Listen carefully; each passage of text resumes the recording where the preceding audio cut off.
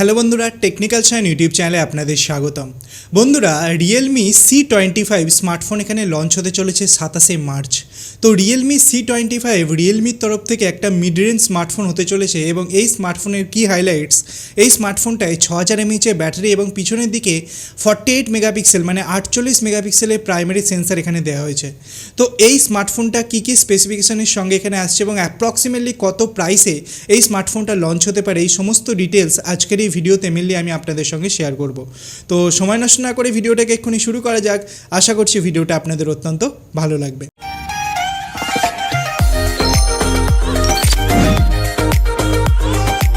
বন্ধুরা, Realme C25 স্মার্টফোনটা almost identical specifications এখানে দেওয়া হয়েছে রিয়েলমির তরফ থেকে রিসেন্টলি লঞ্চ C15 স্মার্টফোন।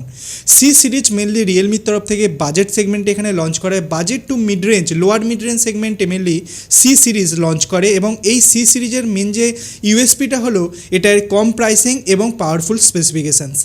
বন্ধুরা, Realme C25 স্মার্টফোনটার আমি যদি ডিসপ্লে সাইজের কথা বলি তো 6.5 ইঞ্চের একটা HD+ ডিসপ্লে আপনাকে এখানে দেওয়া হচ্ছে। HD+, এটা ফুল HD+ ডিসপ্লে নয়। আপনারা জানেন রিয়েলমির তরফ থেকে মেনলি এই বাজেটের মধ্যে HD+ ডিসপ্লে দেওয়া হয়। আমি যদি স্ক্রিনের রেজলিউশনের কথা বলি তো 720x1280 পিক্সেলের রেজলিউশন আপনাকে এই পার্টিকুলার স্মার্টফোনের মধ্যে প্রোভাইড করা হচ্ছে। এরই সঙ্গে আমি যদি এই প্রসেসরের কথা বলি তো এখানে mainly MediaTek Helio G70 processor এখানে ইউজ করা হয়েছে। র্যামের কথা বললে মেনলি দুটো ভেরিয়েন্টে এটা আসছে। র্যাম তো একটাই ভেরিয়েন্ট আসছে 4GB র্যাম, কিন্তু ইন্টারনাল মেমোরি মেনলি দুটো ভেরিয়েন্টে আসছে, একটা 64GB এবং একটা 128GB। আপনি যদি চান কি ডেডিকেটেড মাইক্রোএসডি কার্ড লাগিয়ে এর মেমোরিটাকে এক্সপ্যান্ড করা তো আপনি করতে পারেন। বন্ধুরা, স্ক্রিনে কী রকমের ডিসপ্লে এখানে ইউজ করা হয়েছে সেটা এখনও পর্যন্ত আমাদের সামনে বেরিয়ে আসেনি। হতে পারে এটা IPS LCD ডিসপ্লে এখানে ইউজ করা হয়েছে। এরপর আমি যদি ক্যামেরা ডিপার্টমেন্টের কথা বলি তো Realme C25 স্মার্টফোনে মেনলি পিছনের দিকে ট্রিপল ক্যামেরা সেটআপকে ইউজ করা হয়েছে। প্রাইমারি 48 মেগাপিক্সেলের সেন্সার এখানে ইউজ করা হয়েছে এবং দুটো 2 মেগাপিক্সেলের সেন্সার ইউজ করা হয়েছে। একটা হচ্ছে মনোক্রোমাটিক সেন্সার এবং একটা ম্যাক্রো সেন্সার।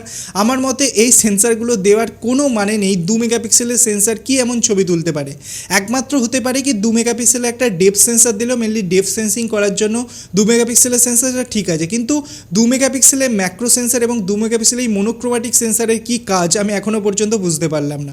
আমি যদি ফ্রন্ট সাইডের কথা বলি তো এখানে সেলফি তোলার জন্য এবং ভিডিও কল করার জন্য মেনলি 8 মেগাপিক্সেলের একটা ক্যামেরা এখানে প্রোভাইড করা হয়েছে। আমি যদি কানেক্টিভিটির কথা বলি তো এটা একটা 4G smartphone. 4G VoLTE support করছে, ডুয়েল VoLTE সাপোর্ট আপনি এখানে পাচ্ছেন, ব্লুটুথ 5 সাপোর্ট পাচ্ছেন, ওয়াইফাই এর দুটো গিগাহার্জ এখানে সাপোর্ট করবে, 2.4 গিগাহার্জ এবং 5 গিগাহার্জ, দুটো গিগাহার্জ সাপোর্ট করবে। এবং আমি যদি ব্যাটারির কথা বলি তো এখানে 6000 mAh ব্যাটারি ইউজ করা হয়েছে, কিন্তু সবথেকে খারাপ ব্যাপার এটা হলো কি এখানে কোনোরূপ ফাস্ট চার্জিং ইউজ করা হয়নি, এটা সবথেকে বাজে ব্যাপার। ফিঙ্গারপ্রিন্ট সেন্সার দেওয়া হয়েছে, কিন্তু ফিঙ্গারপ্রিন্ট সেন্সার রিয়ার মাউন্টেড মানে ক্যামেরার নিচে আপনি ফিঙ্গারপ্রিন্ট সেন্সার এখানে পেয়ে যাবেন। আমি যদি পোকোর সিমিলার রেঞ্জের স্মার্টফোনের কথা বলি তো মেনলি সাইড মাউন্টেড ফিঙ্গারপ্রিন্ট তারা দেয়, কিন্তু এখানে রিয়ার মাউন্টেড ফিঙ্গারপ্রিন্ট সেন্সার ইউজ করা হয়েছে। আমি যদি কালার ভেরিয়েন্টের কথা বলি মেনলি দুটো কালার ভেরিয়েন্টে এটা আসছে, একটা হচ্ছে ওয়াটার গ্রে এবং ওয়াটার ব্লু, দুটো কালার ভেরিয়েন্টে আসছে। যদিও এখনও পর্যন্ত ভারতে লঞ্চ হয়নি।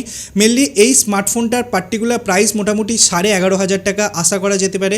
হতে পারে কি 64GB ভেরিয়েন্টের প্রাইস আপনাকে 10,999 টাকা এবং 128GB ভেরিয়েন্টের প্রাইস আপনাকে 11,999 টাকা পড়তে পারে। যদি এই সেগমেন্টে এটা লঞ্চ হয় তো পোকো M3কে একদম টক্কর দেওয়ার জন্য এই পার্টিকুলার স্মার্টফোনটা লঞ্চ করা হয়েছে। কিন্তু পোকো M3 আমি যদি স্পেসিফিকেশনস ওয়াইজ কথা বলি তো পোকো M3 যথেষ্ট ভালো স্পেসিফিকেশনস আসছে আমি যদি এই পার্টিকুলার স্মার্টফোনটার সঙ্গে কম্পেয়ার করি। তো অবশ্যই এই স্মার্টফোনটা মেনলি বাজেট সেগমেন্টে মানে বাজেট গ্রাহকদের কথা মাথায় রেখে এটা লঞ্চ করা হয়েছে। এখন দেখা যাক ইন হ্যান্ড ফিল এই স্মার্টফোনটার কেমন আসে এবং প্রাইমারি ইমপ্রেশন কেমন আসে। 27শে মার্চ এই স্মার্টফোনটা লঞ্চ হচ্ছে এবং 27শে মার্চের পরেই আমরা পূর্ণ স্পেসিফিকেশনস এবং প্রাইসিং সম্পর্কে আমরা জানতে পারবো। তবু একটা ওভারভিউ, কিছু লিকস অ্যান্ড রুমার্স আমাদের সামনে বেরিয়ে এসেছিলো যেটা ভাবলাম কি আপনাদের সঙ্গে শেয়ার করি। যদি ভিডিওটা ভালো লাগে, নতুন কিছু জানতে পারেন তো অবশ্যই ভিডিওটাকে লাইক করবেন, ভিডিওটা বন্ধুদের সঙ্গে শেয়ার করবেন, চ্যানেলটিকে সাবস্ক্রাইব করে পাশে বেল আইকন টিপতে ভুলবেন না এরকম ইন্টারেস্টিং ভিডিও ডেলি দেখার জন্য।